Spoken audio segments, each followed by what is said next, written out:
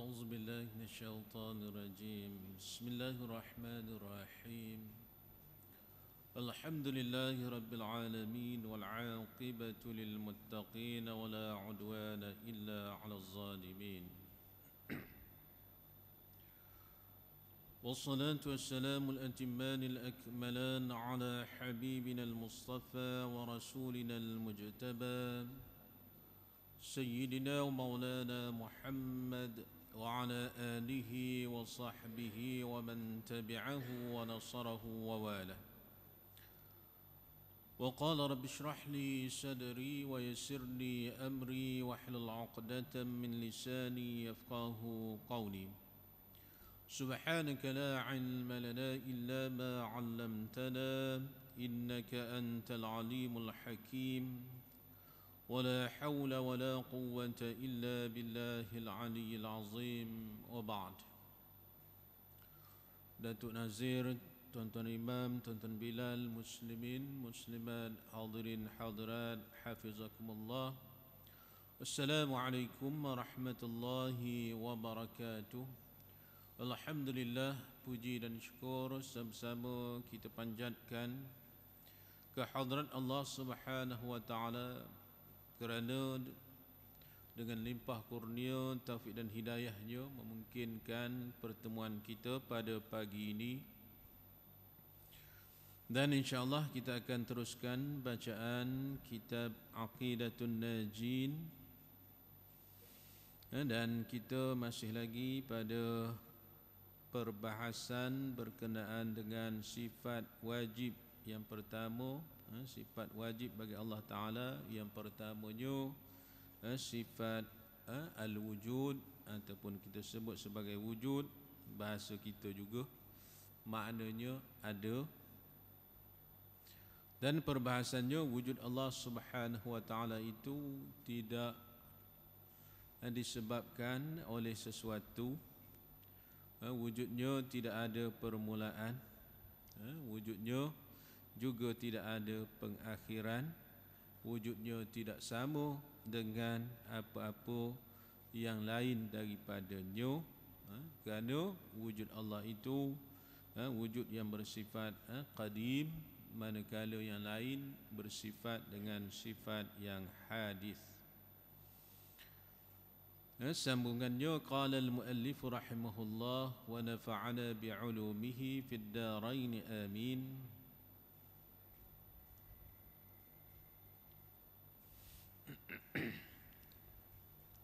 Ketahui olehmu bahawasanya seperti barang yang dikata oleh setengah mereka itu, setengah sebahagian daripada ulama, tiada wajib atas mukallaf i'tiqadkan suatu daripada yang demikian itu, tetapi memadai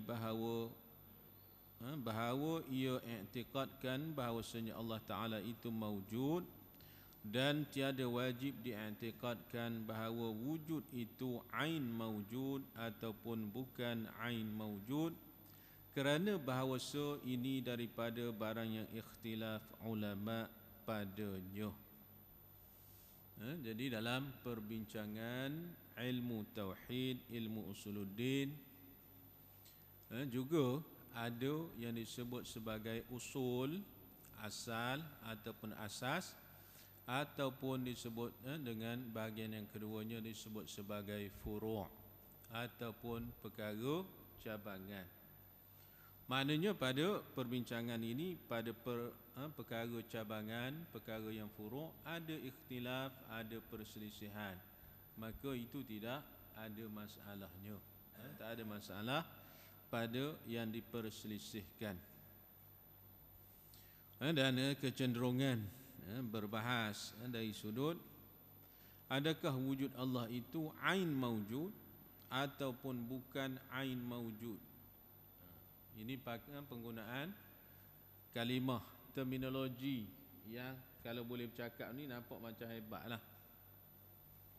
Itu antara yang asasnya dari sudut perbincangan. Tetapi pada kedudukan biasa yang tidak memerlukan kepada perbahasan ini, sekadar Allah itu mawjud, Allah itu ada.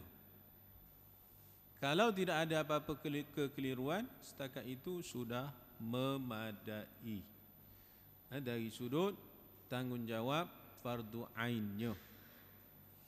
Dengan Allah itu ada dalilnya, buktinya alam ini. Dan hal ini disebutkan lebih awal bagi kita yang beriman adalah Al-Quran dan Sunnah Nabi menerangkan perkara ini. Jadi perbahasan, jika kita dengar orang bahas Allah itu ain, benda yang benar-benar mawjud ataupun bukan, ada sungguh ataupun tidak, jawabnya adalah. Perbahasan zat Allah itu sungguh-sungguh macam mana, nak capai tak boleh dicapai dengan perbincangan ataupun capaian pemikiran manusia. Itu terhad dari sudut pemikiran kita untuk mencapai perkara tersebut. Jadi kalau kita kata pada perkara makhluk ain mawjud itu, kita sebut pada bendanya, pada jisim dan juga ataupun kita kata dirinya, jisim ataupun diri sesuatu itu. Dengan pandangan, kalau kita tengok, kita akan dapat melihat dengan sebenar-benarnya. Cuma kalau tuan-tuan, puan-puan, muslimin, muslimat sekalian perasanlah, perkataan di sini ain mawjud. Ain, biasa dengar perkataan ain? Mata. Ain mata. Itu bahasa harian. Kalau belajar bab fiqh, ain najis. Najis ada dua jenis, najis aini dan najis hukmi. Boleh beza? Najis aini ni dia ada bendanya, nampak boleh tengok. Najis yang hukmi tak ada. Tak ada wudu. Batal wudu dalam keadaannya tidak suci. Tapi bukannya ambil wudu tu basuh najis. Tak ada najis. Itu dari sudut berhadas itu disebut pada sebahagiannya berhukmi. Tetapi ada yang hukminya apa? Najisnya dah tak ada di suatu tempat tu. Tapi kita tengok, misal kata ada satu haiwan dia kencing kat tempat tu. Pergi tengok air kencingnya dah kering. Tapi kita nampak tak dia kencing dahulu, nampak. Maka kita tahu di situ ada najis secara hukumnya. Secara hukum. Bukan secara ain yang kita tengok. Jadi tak ada bau, tak ada rasa, tapi kita tengok berlaku di situ. Untuk kita je lah itu najis tempat tu. Tapi kalau untuk orang lain tak kira najis lah, sebab dia tidak tahu. Misal katalah, contoh mudah, tiba-tiba kucing lalu sini, dia kencing sini. Dia kencing sini, kalau ada bau masih ain, ada najisnya sebab ada bau. Tapi yang tengok kucing kencing tu seorang je, yang lain tak tahu. Datang yang tak tahu tadi, tak tengok, tak tahu lah kan. Dia pergi solat kat situ, solatnya sah. Tapi kalau yang tahu, pergi juga solat situ, tak basuh, tak apa, dia tu tak sah lah, sebab dia tahu. Hukumnya ke atas orang yang tahu. Orang yang tak tahu, hukumnya tidak berlaku. Jadi perbahasan saya, perbincangan di sini, saya nak dekatkan kalimah ain itu. Ain maknanya diri yang ada itu apa? Itu maksud ain maujud ialah diri yang ada. Diri yang ada itu bahasa yang digunakan dalam perbahasan kita ialah zat Allah Subhanahu wa taala. Zat itu maknanya dirinya. Kalau bahasa kita untuk kita adalah jisim kita, tubuh badan kita, namanya zat. Jangan pula pergi belajar farmasi tu pula zat ni vitamin lain. Yang apa ustaz pagi-pagi zat. Ada ingat ke zat tu? Zat makanan tu lain. Itu pun zat itu ada kaitan dengan apa? Sebab dia intipati. Itu namanya zat tu. Lepas tu dia diperincikan zat itu membawa apa? Memberi kesan dengan bentuk vitamin A, B, C, D. Keadaan lain-lain tak tahulah, tanya orang ahli lah. Cumanya saya nak sebutkan kalimah ataupun makna perkataan zat itu. Dan kecenderungan ini biasanya terbabit kepada golongan tasawuf. Itu antaranya. Sebab dia nak kenal dengan rasanya. Kita kenal Allah dengan di peringkat ilmu tauhid dengan dalil. Itu antaranya. Nak kenal dengan rasa, ada kalanya bahaya jugalah kalau berlebihan. Contoh, kita berhubung ataupun berkait dengan elektrik. Kita tahu elektrik ada tak ada, kita tengok kat mana?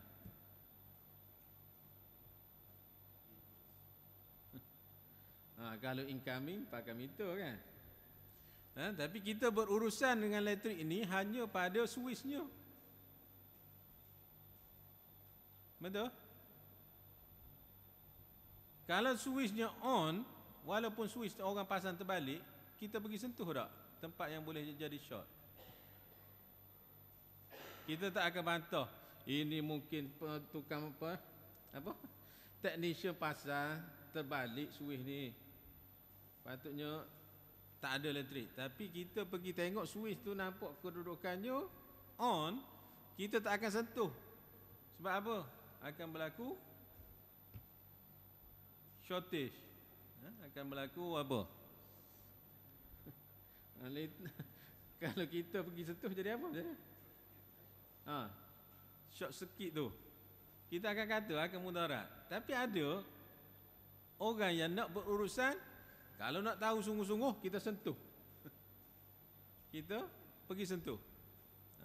Dari sudut itu akan menimbulkan ada kemungkinan bahayanya. Kita hanya dengan akal dan ilmu tengok switch. Ada orang dia kata tak puas hati, kita sentuh dulu baru tahu. Jadi antaranya yang akan berkemungkinan membawa kepada kegelinciran. Sebab itu sebahagian ulama tidak menganjurkan perbahasan di peringkat ini, melainkan pada yang berkeahlian sahaja. Maknanya perkara yang berbentuk cabangan. Percaya tak percaya ataupun yakin tidak yakin, itu tidak menjadi persoalannya pada sebahagian ulama. Manakala yang berkecenderungan akidahnya berkait dengan tasawuf, mereka akan menekankan perkara ini. Rasa Allah itu wujud, rasa dalam diri kewujudan Allah Subhanahu wa taala. Cuma bila tanya bagaimana rasa, amal dulu. Dia suruh amalkan tarikatnya, wirid, zikirnya, baru rasa dia kata. Bagaimana rasa, dia tak boleh nak cerita. Tapi dia nak capai kedudukan itu. Dan mereka menetapkan pada kedudukan-kedudukan yang berbeza. Kita memandang, melihat kepada dalil. Mereka melihat dalil, memandang kepada Allah, maka mereka sebut sebagai maqam musyahadah. Makam penyaksian. Makam itu kedudukan. Kedudukan orang yang menyaksikan kewujudan Allah Subhanahu wa taala. Jadi itu antara perbahasan yang dinyatakan, dan ini adalah ikhtilaf, perkara yang diperselisihkan. Jadi cubaan untuk memahami. Jika tak faham lagi ataupun masih belum faham, tidak mengapa. Yang nak faham, yang tak faham itu dia pegang dulu, satu masa mungkin akan mencapai kepahaman. Baik, seterusnya, dan kata setengah ulama, ketahui olehmu, maka tiada harus kita berkata hiya huwa, artinya sifat itulah zat, dan tiada harus pula kita kata hiya ghairuhu, artinya sifat lain daripada ain zat, dan tiada harus pula kita kata zat dan sifat dua syai', dan tiada harus kita katakan zat dan sifat itu syai' yang satu, tetapi hendaklah kita tahankan dari berkata akan barang yang tiada datang warid daripada syarak, dan tiada pula datang daripada salaf yang dahulu-dahulu. Ini adalah perbahasan yang lebih juga pada kedudukan tadi juga, untuk kenal Allah maka dia ada. Adakah sifat dengan zat itu perkara yang sama atau perkara yang berlainan? Itu dari sudut perbahasannya. Dan istilah yang digunakan hiya bagi sifat, dia yang dalam sudut sifatnya, huwa dari sudut zatnya. Ini bagi orang yang belajar ilmu nahwu. Hiya ini untuk muannas. Perkataan sifatun, lafaznya muannas. Zat, lafaznya muzakkar.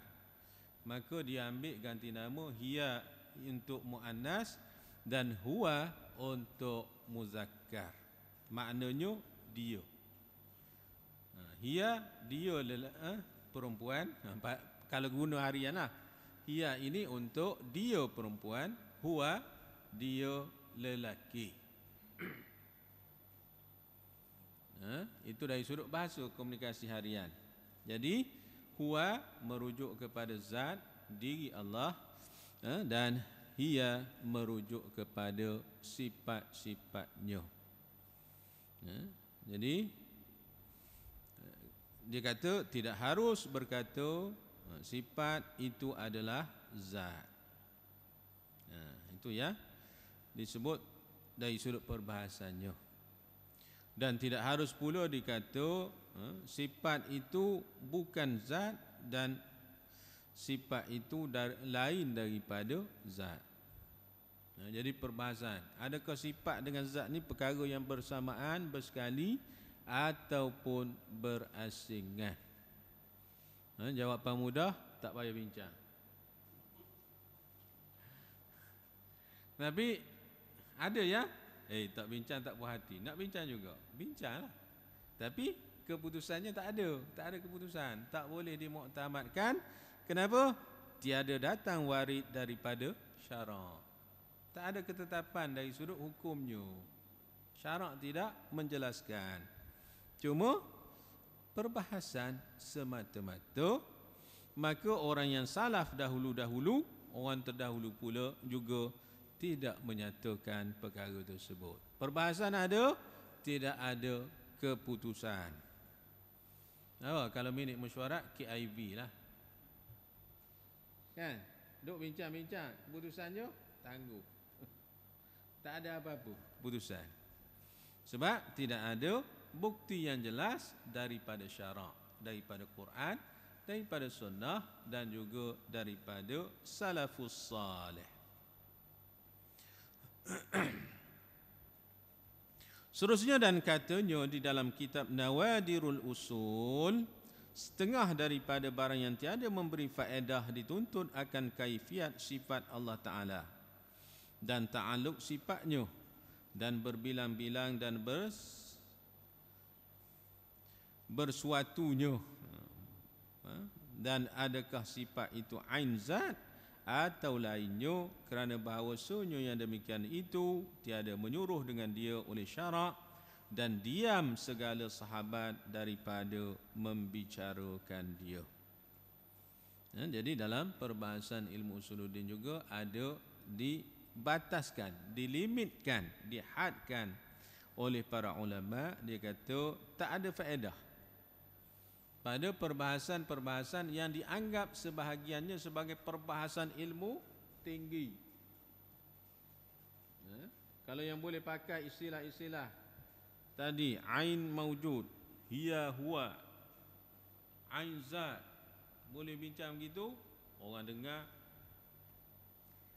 dari sudut impressionnya, hebat ni, ini tinggi ni, rupanya bunyi cakap je tinggi tapi tak ada apa-apa, kosong. Percakapan yang kadang-kadang manfaatnya tidak terhasil dengan ungkapan-ungkapan semata-mata. Jadi pada sebahagian ulama kata, mereka kata tak payah duduk cari perkara ini. Nak tahu berlebihan pada perkara yang tidak akan mampu dicapai oleh akal. Jadi tiada memberi faedah dituntut kaifiat sifat Allah. Bagaimana sifat Allah itu secara terperinci, tak ada jawapan. Dan ta'aluk sifatnya, kaitan-kaitan bagi sifatnya secara teliti. Pada peringkat asas kita akan menemui ta'aluk sifat-sifat yang disebut sifat ma'ani, kudrat, iradat, ilmu, hayat, itu ada ta'aluknya. Disebut sebagai sifat yang mempunyai fungsi tambahan, dan ia sekaligus menyekat kefahaman yang bercanggah. Berbincang berkenaan berbilang-bilang atau bersatunya antara sifat dan zat. Adakah sifat itu diri zat itu sendiri atau bukan? Itu adalah perkara yang tidak dijelaskan secara pasti oleh syarak. Dan demikian lagi orang yang berjalan, ia akan jalan mereka itu tetap menegah oleh mereka itu daripada masuk bicara padanya. Kerana bahawasanya memperiksa daripada kaifiat barang yang tiada tahu kita akan kaifiatnya dengan akal kita, maka sebaik-baiknya hendaklah kita pegangkan daripada masuk bercara, masuk ambil tahu daripada barang yang tiada kita ketahui akan hakikatnya. Inilah yang terlebih selamat bagi agama kita. Jadi ada orang yang telah bahas, ada perbahasan yang mendalam sudah ada, tetapi tidak mencapai keputusan kerana mereka telah menemui bahawa tidak ada bukti, tidak ada dalil yang pasti. Beza yang mana perkara ni tak diketahui tapi dalilnya boleh dicari, maka itu carilah. Yang tu yang dibuat penyelidikan. Itu ilmu dalam penyelidikan. Maknanya timbulkan satu ayat tesis, boleh cari buktinya, maka kajilah. Hasilnya akan jadi satu tesis, akan jadi satu bahan penyelidikan, hasil penyelidikan. Itu boleh. Tetapi sekarang ni sudah diselidik dan dipastikan tidak ada keputusannya, telah pun dinyatakan keputusannya tidak ada, maka kenapa kita nak pergi cari lagi, sedangkan perkara itu tidak akan bertemu hasil ataupun keputusannya. Jadi pada yang telah melaluinya, mereka menegah daripada membincangkan perkara tersebut. Yang dahulu kata tak payahlah, kami dah pergi dah tapi tak dapat apa-apa, balik saja je, tangan kosong je, pergi cari pun tak dapat. Jadi Ada sebahagian masih lagi kata orang dulu tak dapat sebab dia mungkin tak ada kelengkapan keupayaan. Mungkin begitu. Maka akan ada yang nak kaji juga. Dan kita biasa tabiat manusia, kalau yang larang tu nak tahu tu. Kalau suruh malah. Pergi mengajilah, malah. Mu tak tahu ke kalau mengaji dapat ni baru dia ada minat sikit. Kalau pergi, jomlah pergi mengaji, nanti fahamlah. Itu payah. Tapi kalau kata kalau mengaji akan jadi begini, dia mulalah. Baru nampak sikit. Ada minat sikit. Jadi itu antaranya. Kalau kita kata khutbah semalam, pengaruh dalam ajaran sesat ni kenapa?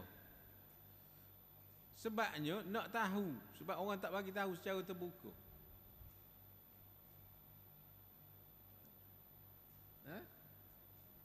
Yang duk masuk saham pun sama juga. Ada di iklan, di papan iklan mana-mana. Saham apa-apa. Yang skim-skim cepat kaya tu lah. Dia akan main apa? Cari orang je kan. Pergi sembang. Ini proposal saya, ini prospek saya, begini. Dia tak cakap ramai-ramai. Dia cakap seorang-seorang. Ataupun dia ambil satu grup yang kecil. Sebab apa? Kalau kita nak tipu seorang dua ni, boleh tipu banyak kali. Kalau nak tipu orang ramai semua sekali, boleh tipu sekali je, sekaligus je dalam ramai-ramai tu. Boleh tipu, tapi sekali je. Ini apa yang diajar oleh Hitler lah. Dia kata kalau nak tipu ramai orang, boleh, tapi sekali je, jangan tipu dua kali sebab orang akan tahu. 3 kali tipu. Madu 3. Dadu 3 kali. Ibrahim apa? Letak dadu tu boleh 3 kali. Kira hebat dah orang Melayu. Jadi itulah yang disebut dari sudut perbahasan. Maknanya keinginan nak tahu bila orang larang tu yang menyebabkan menuju kepada kesesatan, terseleweng. Ngaji apa masjid-masjid ni? Kita ada pesena. Tok guru pesena.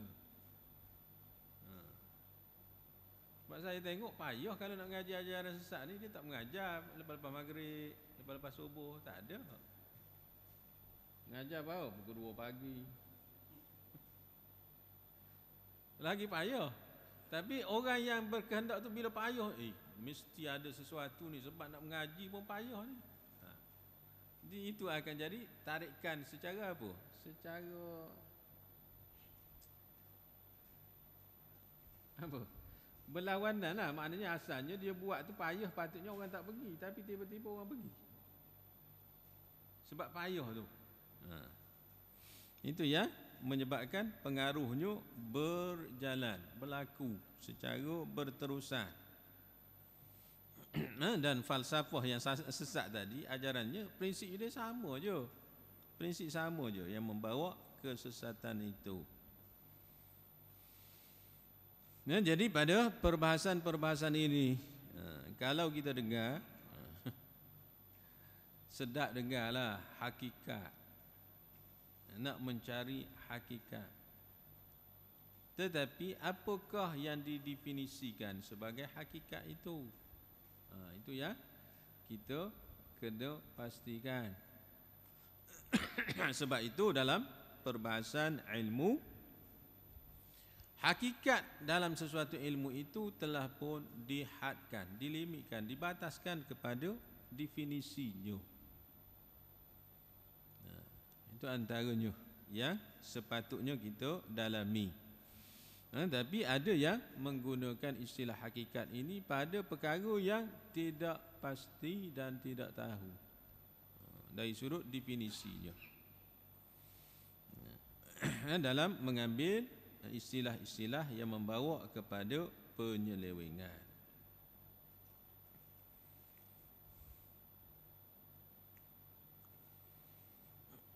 Jadi itu antara yang mungkin kalau kita teliti, kita perhatikan, kita akan dapat kefahaman yang mana nak tahu dengan perkara yang perlu tahu. Itu kena ada keseimbangan. Cari perkara yang kita tak perlu tahu akan membawa kepada kesesatan. Boleh gelincir. Sebab itu kalau kita tengok dari sudut ajaran sesat sampai ke peringkat apa? Orang yang mengaji agama ada asas dan dia sampai ke tahap yang agak tinggi lah, sampai ada degree, boleh jadi pengikut ajaran sesat. Sebab apa?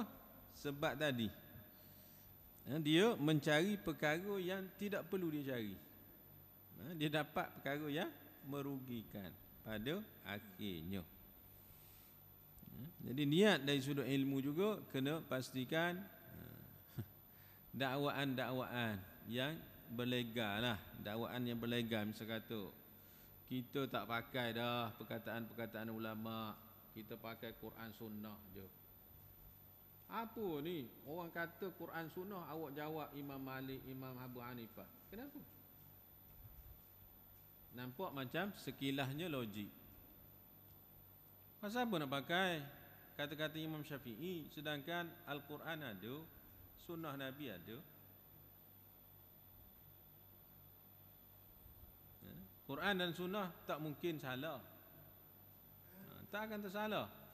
Tapi Imam Syafi'i orang ni cakap, dia cakap lah. Mungkin betul, mungkin salah. Sebab itu sifat manusia. Para ulama tidak maksum. Percakapan yang kedengarannya lunak macam betul, tetapi tidak betul. Sebab yang bercakap itu dia faham Quran Sunnah daripada siapa?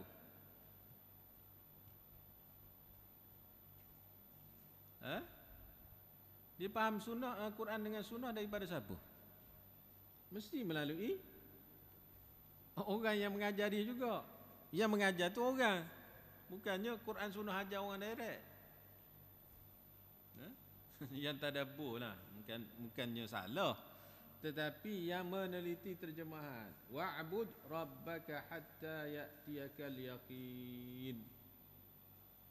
Wa'bud, beribadatlah kamu hendaklah beribadat kepada Rabbak, Tuhan kamu, hatta ya'tiyakal yaqin, sehingga datang kepadamu al-yaqin. Bahasa Melayu yakin.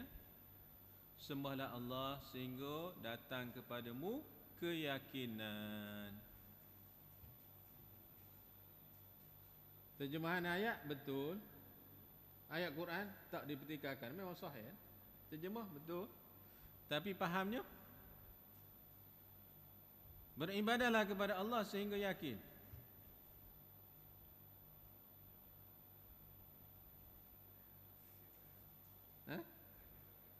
Kalau dah yakin,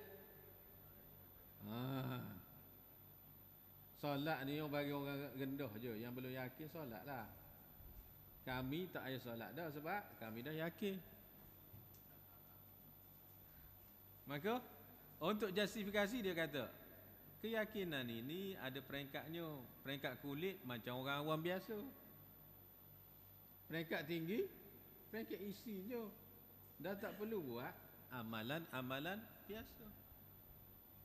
Logik macam logik lah. Boleh terima. Dia pun lupakan kita. Dia tak bagi tahu kita yang sirah Nabi, hadis Nabi berpapah pergi solat jemaah di masjid. Dah sakit dah, dipapah untuk pergi solat jemaah. Nabi tak yakin ke? Itu ya, kalau kita tengok. Tapi ada ya, boleh terima. Oh ini kalau tak yakin, dah yakin tak payahlah. Sebab ambil makna literal. Sebabnya para ahli tafsir menggunakan laras bahasa al-yakin dalam bahasa Arab itu dengan alif lam.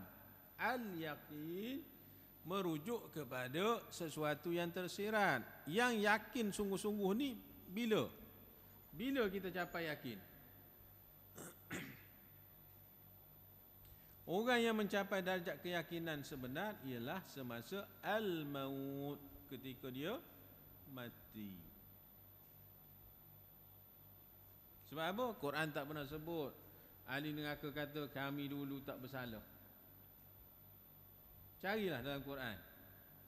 Tapi bila masuk neraka, ahli neraka kata, bila malaikat tanya, masalakakum fi saqar, kenapa kamu masuk dalam neraka saqar ini?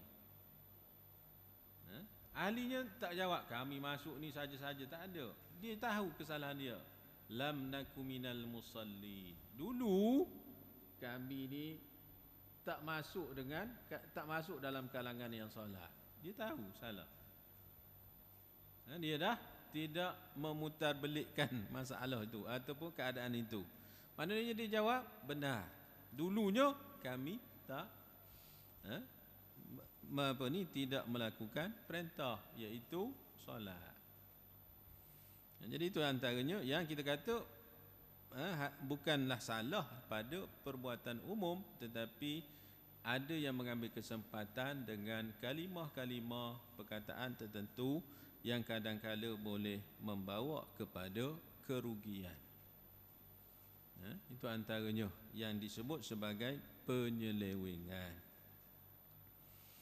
Jadi mudah-mudahan kita dapat sedikit perbincangan ataupun maklumat yang mana kadang-kala disebut kepada kita dan kita tahu kalau sebut perkara-perkara itu, adakah perlu untuk kita meneliti lebih dalam ataupun tidak. Maka kita mengambil pada kedudukan yang selamat. Jadi pada kedudukan ini, bahasa yang biasa kita pakai apa? Ilmu perubatan lah. Ambil ubat jika perlu. Kalau yang tak sakit, tak payahlah ambil ubat tahan sakit. Masa perlu. Jadi ilmu pun digunakan ataupun diambil mengikut keperluan pada diri, baru akan datangkan keselamatan. Wallahu a'lam. Jadi sekadar itu, ada soalan? Ada soalan ke? Tak ada. Tak ada apa hari ni. Alhamdulillah. Mungkin tak faham langsung ataupun faham betul-betul. Dua tu je lah. Kalau yang siapa saya ni tak tahu, tak boleh nak tanya ni. Sebab apa? Langsung tak faham. Memang tak boleh tanya kok. Ataupun saya tak perlu tanya sebab saya dah faham. Okey, alhamdulillah. Itu ya kita harapkan. Jadi sekadar itu yang baik kiranya ada daripada Allah Subhanahu wa taala. Segala kelemahan, kekurangan adalah kelemahan diri saya sendiri. Aqul qauli hadza wa astaghfirullahal azim li wa lakum. Wassalamu alaikum warahmatullahi wabarakatuh.